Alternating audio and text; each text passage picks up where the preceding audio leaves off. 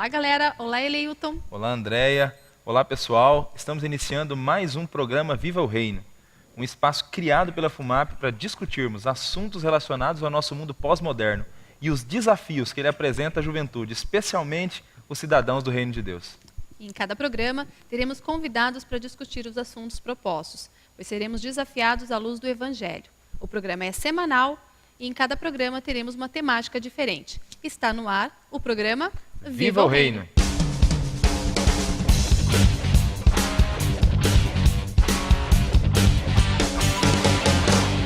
Dados da Organização Mundial de Saúde revelam que o álcool é a substância psicoativa mais consumida no mundo e também a primeira escolhida entre crianças e adolescentes. No Brasil, é a droga mais consumida nessa faixa etária. O problema de saúde pública e um dos grandes causadores de dependência entre crianças entre 12 e 15 anos. E esse é o tema do nosso programa de hoje. Álcool. Tô bebendo todas. Isso é bom? Como convidados para nos ajudar nas discussões de hoje, nós temos o irmão Roberto de Oliveira Soares, que serve a Cristo na IAP Vila Virgínia, Ribeirão Preto, é formado em psicologia e doutor em psicobiologia. Temos também o missionário Felipe, que serve a Cristo na IAP em Santana, é tesoureiro da FATAP Geral e secretário do Seminário Interno da Igreja Adventista da Promessa. Sejam muito bem-vindos ao programa Viva o Reino. Por que os jovens estão bebendo cada vez mais cedo e cada vez mais? Olá a todos, é um prazer novamente estar aqui com vocês, pensando sobre esse assunto que é importante para a nossa vida, para a vida da igreja jovem, e eu tenho certeza que hoje o Evangelho tem um conselho, um princípio para esse assunto, o álcool na vida do jovem e na vida da nossa sociedade. Penso que, com a graça de Deus, vamos contribuir hoje para essa reflexão. Olá, mais uma vez é um prazer estar aqui com vocês, discutindo esse assunto que é muito importante. Tentando entender um pouco sobre o álcool e como ele e o que ele faz na nossa sociedade, o alcoolismo. Eu vi um estudo de 2005, cerca de 17% da população brasileira tinha problema com o álcool, apresentava o alcoolismo, que é a dependência do álcool. O álcool é uma das drogas que a gente tem mais antigas da história da humanidade. Então as pessoas, e ela é complicada porque ela mexe com algo que é prazeroso. Então a pessoa ela bebe, ou o sabor, ou a sensação é boa, só que pelo fato dela não conseguir se segurar, se controlar, ela acaba abusando, quando você vê um problema muito grande. E isso, né, também hoje, muito incentivado pela indústria. Então você tem um marketing muito grande em cima disso. Você tem a parte social da coisa também, as festas, as reuniões empresariais são em mesas de bares. Então, tudo isso contribui para que a gente hoje tenha um quadro aí de um problema de saúde pública no Brasil. É tratado dessa maneira. O alcoolismo hoje a gente tem em grande prevalência no nosso Brasil e, lógico, chegando também na nossa igreja aí com os nossos jovens. Algumas pesquisas apontam que o número de mortes causadas pelo consumo de álcool é maior do que da AIDS, violência e tuberculose. Aí tem uma grande preocupação. No Brasil, por exemplo, metade das agressões domésticas acontece impulsionado pelo consumo de álcool. A gente vê grandes problemas no trânsito, brigas no trânsito, acidentes de trânsito. As pessoas atendidas nos hospitais, muitos acidentes são causados por causa de álcool, consumo de álcool.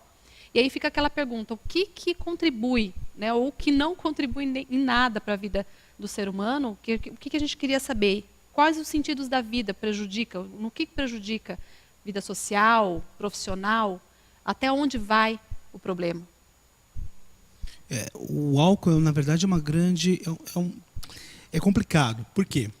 Como eu falei, o álcool ele faz parte da história do homem. Então você tem, desde o início, na Bíblia, inclusive, você tem o vinho, muito presente, bebida alcoólica. Hoje, no Brasil, você tem um consumo muito alto de cerveja. Se eu não me engano, é o segundo país do mundo que consome cerveja. Perde, acho que só para o Japão, se eu não estou enganado. Então, isso Claro, você tem um exagero no consumo, no Brasil isso é incentivado, muito, você bebe muito, então você vê em churrascos, né?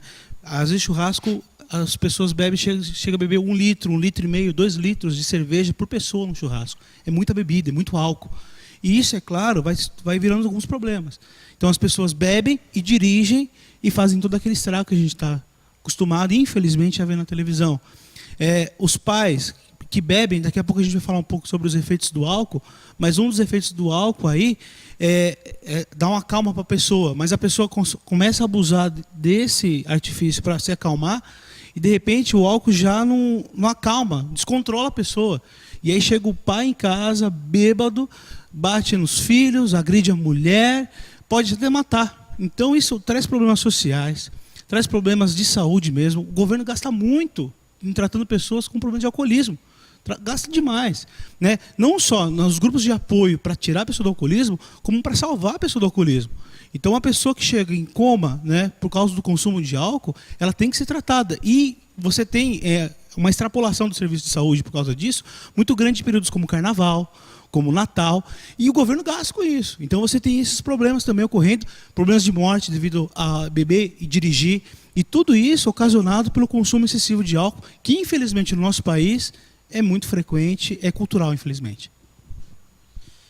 Eu penso que são várias consequências, né? São várias consequências pessoalmente falando, né? São várias consequências que o álcool causa na vida de uma pessoa. Uma pesquisa do Ministério da Saúde, se eu não me engano, do ano de 2010, apontou que 21% dos acidentes ocorridos no trânsito no Brasil foram decorrentes de pessoas que utilizaram bebida alcoólica. 21% dos acidentes de trânsito. Então aí a gente já vê uma consequência fatal, não é? Uma consequência fatal que é a morte da própria pessoa. Uma outra pesquisa que eu acho interessante também, dos 42 mil mortos no trânsito no ano de 2010, a pesquisa aponta que 19 mil pessoas eram pessoas entre 29 e 39 anos, dos 20 aos 39 anos. Então, assim, uma outra questão que essa pesquisa levanta é que cada vez mais o número de jovens está se envolvendo em acidentes fatais decorridos de utilização de bebida alcoólica. Então, se nós formos pensar nas consequências, são inúmeras consequências. E essas são as piores, as mais trágicas. Sem falar nas consequências físicas, não é? Uma pessoa que bebe, que tem uma vida de bebida constante, ela tem fragilidade na sua própria saúde. Ela tem a saúde fragilizada. Sem falar das consequências familiares, sem falar das consequências nos relacionamentos. Então, assim, são inúmeras consequências negativas que o uso do álcool, o uso de bebida alcoólica traz para o ser humano. E isso não é um argumento de uma religião, não é um argumento de um cristão, é um argumento social. Está provado por A mais B que o álcool é um fator determinante para muitas tragédias na sociedade. Então, assim, são consequências diversas. E essas consequências, com certeza, afetam não só a pessoa, mas as outras pessoas que estão em torno dele, né? Então, penso que são várias consequências. Ainda falando sobre os prejuízos causados pela bebida alcoólica, nós gostaríamos de perguntar para o doutor Roberto. Ele não queria que eu chamasse ele de doutor, pessoal. Nos bastidores ele falou que não era para chamar, mas eu vou chamar de doutor Roberto. E especificamente essa pergunta é dirigida para ele. Quais as alterações que o corpo de uma pessoa sofre com a bebida alcoólica? Bom, em primeiro lugar, depois desse doutor, agora tem que falar muito bonito. Mas, na verdade, o álcool, o que ele faz? Ele é uma droga depressora do sistema nervoso central. Então, inicialmente, o que ela provoca? Ela dá uma euforia, porque ela dá uma sensação de prazer na pessoa. Depois ela vai tirar a inibição, ela vai ficar mais solta, mais leve. E depois ela vai ficar com uma facilidade melhor de falar. Na verdade, a gente fala que o álcool ele tira o medo da pessoa. Então, o menino está na festa, como a gente falou da balada no programa anterior, e vai lá e bebe, na verdade, é para tirar o medo para ir lá falar com a menina. Então ele consegue conversar com a menina porque ele está desinibido por causa do efeito do álcool. Só que o uso em demasia do álcool, ele vai te causar alguns problemas. Ele vai te causar... Nessa mesma noite, o rapaz continua bebendo, ele pode aparecer alguns tremores, pode aparecer sonolência, pode aparecer descontrole. E o álcool, na verdade, o uso contínuo dele vai te deixar sonolento, vai te deixar com sono. Por isso os problemas no volante. Então, a pessoa bebeu demais, ela está com os reflexos dela todos alterados, a percepção completamente prejudicada e ela não consegue reagir como se não tivesse bebido. Ela está com sono, na verdade. Então, isso provoca os acidentes de trânsito. E o álcool, na verdade, ele vai dando vários problemas. Isso a gente só falou na percepção. Fora o fígado da pessoa que vai sofrendo com isso. E a gente tem pessoas sofrendo de cirrose, né? O problema é que a cirrose ela demora muito para matar a pessoa. Então, ela vai tendo outros problemas com isso. Aí, pessoas que aparecem com problema de infiltração, problema de coordenação motora, e tudo isso causado pelo uso excessivo do álcool. E há um problema também. O fígado nosso, que é o órgão que metaboliza o álcool quando a gente bebe, conforme a quantidade, ele não dá conta disso. Aí fica muito álcool no corpo e o corpo demora para expelir todo esse álcool. Enquanto esse álcool está no corpo, os prejuízos estão correndo. E aí você tem prejuízos no fígado, como a gente já falou, no sistema nervoso central. E aí você vai... E é uma droga complicada porque, assim, o problema, as doenças decorrentes do álcool, elas não vão acontecer no dia seguinte, ou não vão acontecer... Não, vão demorar muito tempo. Só que quando vai ver os problemas decorridos do álcool, já são problemas grandes. Então, a pessoa que está com cirrose, por exemplo, ela vai descobrir muito tarde, mas o problema é que essa cirrose está muito avançada. E mata. Não tem outro jeito. Fora os outros problemas relacionados à dependência, relacionados à mudança de humor que ocorre. Então, na verdade, o álcool de início, que pode ser uma coisa para a pessoa até prazerosa, porque acalma ela, traz uma euforia, desinibe ela pode trazer prejuízos iniciais com sono. Dirige com sono, pode causar um acidente. E mais tarde aí, causando um problema até no seu fígado, podendo levar a pessoa à morte.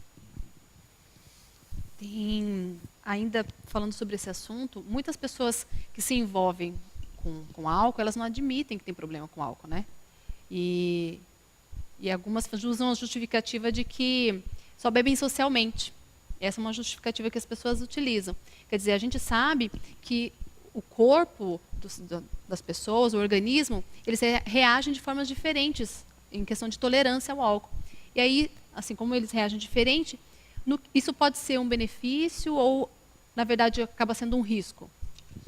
Então, Andréia, a tolerância de pessoa para pessoa ela tem alguns fatores que variam. Por exemplo, o tamanho da pessoa. Pessoas maiores, elas precisam de mais álcool para sentir os efeitos do que pessoas com menor porte físico. Isso por conta que ela tem um metabolismo e ela tem reserva de gordura no corpo dela, que é, logicamente, reserva de energia, que ajuda ela a resistir mais aos efeitos do álcool, vamos dizer assim. Também é importante dizer que quanto mais a pessoa bebe, menos ela vai sentir os efeitos do álcool, mais vai demorar para sentir os efeitos do álcool. E aí é importante a gente falar porque é o seguinte, é aí que vai começar a se desenvolver o processo de adicção, de dependência. Então a pessoa, inicialmente, que ela bebia um tanto para ficar eufórica, e depois ela parou de beber. E aí depois ela precisava de mais um tanto, mais X, para se sentir eufórica. E isso vai em progressão. Vai ter um determinado momento que, quando ela parar de beber, ela vai sentir que está faltando alguma coisa. Ela começa a tremer, por exemplo, que a gente já falou agora há pouco que um dos efeitos colaterais era tremor. Então, para parar de tremer, eu começo a beber. Para sentir mais calmo, eu começo a beber. Então, aquela história, eu bebo para esquecer, né, é justamente isso. É um processo de adicção que está começando e quando a pessoa se dá, ela está bebendo justamente para combater os efeitos adversos do álcool, que já estão presentes nela. Que, na verdade, esses efeitos adversos são os problemas da abstinência. Então, ela começa a tremer, começa a ficar nervosa, começa a ficar com um pensamento descoordenado. Ela bebe para acalmar, que é o efeito do álcool, é depressor. Então, a pessoa ela fica tranquila. Só que o problema é que esse efeito ele diminui cada vez que vai passando. Então ela precisa beber cada vez mais para ter esse efeito de calma. Então vai ter pessoas alcoolistas que elas vão beber desde cedo. Então ela já começa de manhã bebendo, porque ela já acorda tremendo, nervosa, precisando se acalmar. E ela só vai conseguir dormir depois que ela bebe uma garrafa, por exemplo, de um destilado. É muito álcool, né? Um destilado, o percentual de álcool é altíssimo. Então, a pessoa, nesse caso, ela é uma dependente. E o álcool é assim, ele cria uma dependência silenciosa. Então, você não tem noção que você está se tornando dependente. Antes eu bebia um copo, eu não conseguia beber mais. Hoje eu bebo 1,5 copo. Hoje eu bebo 2 copos. Mas isso, veja, não é de um dia para o outro, isso vai passando o tempo. Quando você vê, você bebe garrafas e você não está nem percebendo. Né? E tem todo aquele apelo social dos amigos, que você está numa roda de amigos, bebendo, tranquilo, legal, bacana, conversando. Puxa, bebi 2 garrafas e nem percebi. Né? E isso é uma armadilha muito grande, que quando você vê, você fala, puxa, eu estou precisando beber. Nossa, está calor. Nossa, seria legal uma cerveja gelada agora. E é isso, tudo vai colaborando para que quando você menos vê, você já vira um alcoolista. Mas o alcoolista não é amanhã, é daqui a alguns anos. Né? E a pessoa já bebe não para se sentir bem, mas para tirar os efeitos adversos. Muito bem. Só para sintetizar de maneira geral, até agora nós conversamos um pouco sobre o quanto o consumo de bebida alcoólica tem crescido e também os efeitos da bebida alcoólica, os efeitos prejudiciais da bebida alcoólica sobre o corpo do ser humano e sobre as pessoas que de maneira geral a consomem. Então, você já viu que foi bem enriquecedor até agora o nosso bate-papo. Foi, André? Foi bastante. E apesar de saber das consequências e todos os perigos da bebida alcoólica, será que essa também é uma realidade no meio cristão? Então, é uma realidade no meio cristão e nós gostaríamos de apresentar para os nossos convidados e para quem nos ouve em casa também, uma pesquisa realizada pela FUMAP nos PIGs. Nós já apresentamos essa pesquisa em outros programas. Tem uma das perguntas dela que é relacionada à bebida alcoólica. Nós perguntamos para os participantes do PIG, se lembre que os participantes do PIG são, em sua maioria, líderes, porque é um evento para liderança. E dessa pesquisa, das respostas que nós obtivemos, 46% das pessoas que participam dos PIGs disseram que nunca provaram bebida alcoólica. No entanto, 54% delas disse que já experimentou, bebe socialmente, bebe mesmo ou bebe apenas em eventos sociais. Então nós temos um percentual de 54% de jovens líderes cristãos que já tiveram contato com bebida alcoólica. Então, a nossa pergunta agora é a seguinte para os nossos convidados. Por que um jovem cristão consome bebida alcoólica? O que motiva um jovem ou adolescente a procurar bebida alcoólica? Eu acho que aí não tem diferença entre jovem cristão e jovem comum. As razões são as mesmas. Então ela pode começar a consumir álcool, por exemplo, por ensinamento. Existem pais que falam, filho, bebe aqui só para provar. É um pouquinho só, molha na chupeta e dá. Né? Não, olha, filho, só bebe quando está perto do pai. Né? E isso você vai criando um hábito familiar da criança provar bebida. E quando ela for mais velha e tiver autonomia, ela não vai achar problema nenhum em tomar 1 ou 2 copos, seja lá. Então isso também é um fator. O outro fator, é o que eu estava discutindo com o Felipe há pouco, é a respeito do que o jovem se sente pressionado a beber. Por exemplo, eu estou com um chefe, já falou, olha, vai acabar aqui o trabalho, nós vamos fazer um happy hour em tal lugar. Você vai? Não sei. Olha, fulano vai. Você vai? Aí você fica pensando se você vai ou não vai, todo mundo te pressionando a falar, eu vou, porque vai que isso me dá algum problema. E você vai. Na faculdade, o professor vira e fala, vamos todo mundo sair. Né? Vai os alunos todos e você vai também sair para beber. Então, há uma pressão muito forte para você ser aceito, para você fazer parte do grupo, porque se você não for, poxa, aquele cara, não vamos nem chamar ele porque ele não sai com a gente. Então rola essa pressão, rola o costume e rola a curiosidade, evidentemente, porque a gente tem um marketing muito forte sobre isso. Então, peraí, deixa eu ver do que isso é feito. Será que isso é bom mesmo? Porque sempre a propaganda é feita o quê? Com um copo bonito, as pessoas bonitas. Você fala, isso aí deve ser bom. Então a pessoa vai lá, bebe também por curiosidade.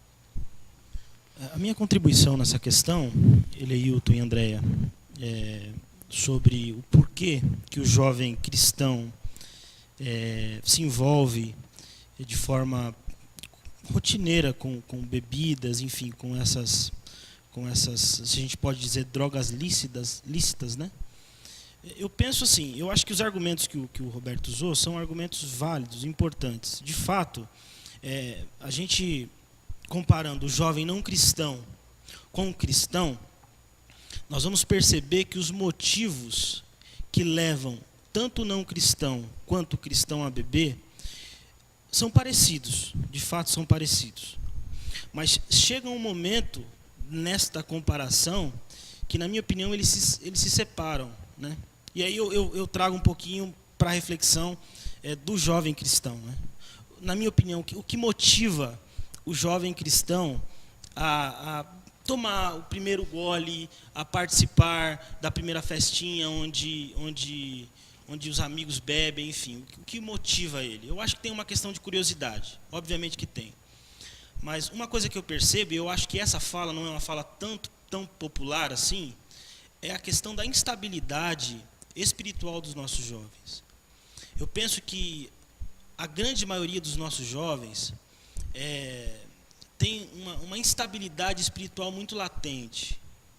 E por isso que se envolvem com muita facilidade nesse mundo, né? Nesse mundo, por pressão dos amigos, por pressão da turma, com muita facilidade. O jovem não consegue resistir. Ele não tem o princípio bíblico impregnado no seu coração. É muito comum a gente ouvir jovens dizer assim, mas não tem nada a ver não, eu bebo socialmente, não tem problema nenhum não. Mas ele não faz ideia do que a Bíblia diz acerca da bebida. Não, a Bíblia manda lá em algum lugar, em algum texto, eu não ficar bêbado, mas tomar um golinho não tem problema. Então assim, eu acho que falta também um pouco de conhecimento e de envolvimento bíblico. Eu penso que a nossa geração de jovens cristãos, e eu acho que essa fala minha não é nada popular, eu penso que uma grande maioria vive um cristianismo muito raso, vive um cristianismo sem profundidade bíblica e sem experiências com Deus. Ficam buscando alternativas para trazer um sentido para a vida. E isso, com certeza, na minha opinião, é prejudicial à vida espiritual. Só complementando, e eu queria utilizar um texto da palavra de Deus. Paulo, quando ele escreve aos Coríntios, ele fala o seguinte: todas as coisas me são lícitas, mas nem todas as coisas convêm. Todas as coisas me são lícitas, mas nem todas as coisas edificam. Essa questão é interessante. E a gente tem que ter a percepção que Paulo está escrevendo para uma igreja num contexto totalmente de liberdade social. A igreja de Coríntios é uma igreja que tem esse contexto por detrás. Paulo fala assim, olha, você tem que procurar, em outras palavras, coisas que edificam. Você acha que Paulo vai criticar você? Eu tomei um golinho. Não, Paulo, não tem nada a ver. Mas tá bom, mas isso edifica? Até que ponto isso edifica a sua vida? Te aproxima de Deus? Então penso que uma das questões importantes que devem ser levantadas é a falta de envolvimento com o Evangelho. Penso que o jovem, atualmente, precisa ter uma profundidade bíblica, precisa ter um relacionamento com Deus, precisa ter uma comunhão mais próxima de Deus. E aí eu tenho certeza que algumas coisas não vão fazer tanto sentido como fazem hoje. A gente está caminhando para o final do nosso programa, né, Eleilton? E justamente a pergunta que nós vamos fazer agora para os nossos convidados é justamente sobre o que a Bíblia ensina, sobre os conselhos que a Bíblia nos traz a respeito do álcool. Então, só para concluir, eu gostaria de perguntar para o missionário justamente que conselhos a Bíblia traz para nós em relação ao consumo do álcool. Legal. E eu acho que isso também consolida uma fala, né? Uma fala sobre o porquê não beber ou porquê beber. A grande verdade é que a Bíblia trabalha com princípios. E Paulo é especialista, pela graça de Deus, em dar princípios sobre essa questão para a gente. Quando ele escreve aos Efésios, no capítulo 5, versículo 18, ele fala assim: não fiqueis embriagados de vinho, em que há devassidão. E ele diz, enchei-vos do Espírito. Um outro texto também muito emblemático sobre essa questão da bebida, que é um princípio bíblico, que é um conselho bíblico, Provérbios capítulo 23, versículo 20 diz assim, não venhas a ficar entre os beberrões de vinho, entre os que são comilões de carne, porque os beberrões e os glutões ficarão pobres, é o que a Bíblia fala. Um outro texto de Isaías, capítulo 5, versículo 11, diz assim, ai dos que se levantam de manhã, cedo somente à procura de bebida inebriante, que ficam até tarde no crepúsculo vespertino, de modo que o próprio vinho os inflama. Então, assim, a Bíblia tem diversos conselhos sobre essa ideia de andar com gente que bebe, com gente que sempre está envolvida em festas e se embriagando. A Bíblia é clara em dizer que um filho de Deus precisa trilhar outros caminhos. E aí Paulo fala em 2 Coríntios capítulo 10 que nós devemos viver para a glória de Deus, né? A nossa vida tem que expressar a glória de Deus. Quer você coma, quer você beba, faça tudo para a glória de Deus.